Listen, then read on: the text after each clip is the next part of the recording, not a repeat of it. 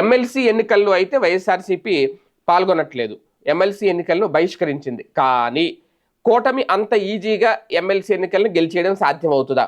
ఎందుకంటే ఏకగ్రీవం ఎన్నికైతే జరగలేదు, ఎన్నికలైతే జరుగుతున్నాయి. ఎన్నికలు జరుగుతున్నాయి, ఎందుకు జరుగుతున్నాయి అంటే ఎమ్మెల్సీ ఎన్నికల్లో ఈ టీచర్ ఎమ్మెల్సీ కాబట్టి, గ్రాడ్యుయేట్ ఎమ్మెల్సీ కాబట్టి దీంట్లో ఎక్కువగా ఇండిపెండెంట్లు, స్వతంత్ర అభ్యర్థులు బరిలోకి దిగారు. అయితే ఇక్కడ ప్రభుత్వం మీద వ్యతిరేకత ఉంది అని చెప్పి వైసీపీ బలంగా చెబుతోంది, బలంగా నమ్ముతోంది. అలాంటి సందర్భంలో వైసీపీ బరిలోకి దిగుంటే కనుక ఖచ్చితంగా ఆ ఓటు బ్యాంకు, వ్యతిరేక ఓటు బ్యాంకు వైసీపీ ఖాతాలో చేరేది. కానీ ఇప్పుడు వైసీపీ బరిలో లేదు కాబట్టి ఖచ్చితంగా అక్కడ ఇండిపెండెంట్ అభ్యర్థులకు, స్వతంత్ర అభ్యర్థులకు ఆ వ్యతిరేకత కలిసి వస్తుందా? ఇక్కడ ఒక కీలకమైన పాయింట్.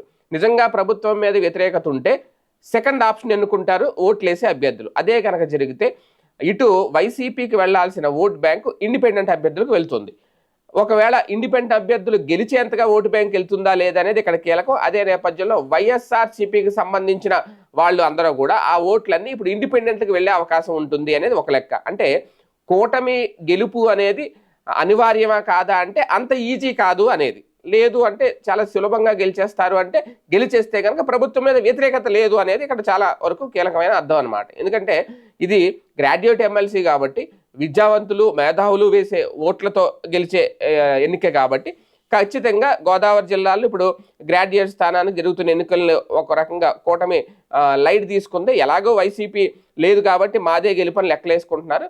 కానీ తాను ఓడినా పర్వాలేదు, కూటమి గెలవకూడదనే సూత్రాన్ని మాత్రం వైసీపీ నేతలు అనుసరిస్తున్నారు. వాళ్ళు కావాలని ఇప్పుడు ఈ గ్రాడ్యుయేట్స్ ఎవరైతే ఉన్నారో, వాళ్ళకి స్వతంత్ర అభ్యర్థులుగా నిలబడుతున్న వాళ్ళు ఎవరైతే ఉన్నారో వాళ్ళని సపోర్ట్ చేస్తున్నారు అనేది. ఏది ఏమైనా వాళ్ళు ఎలాగైనా కూటమి అభ్యర్థి గెలవకూడదు అనే ప్రయత్నం ఒక రకంగా ఇండిపెండెంట్లకు కలిసి వస్తుందా, అదే రేపొద్దున జగన్ విజయానికి ఒక మార్గం అవుతుందా చూద్దాం.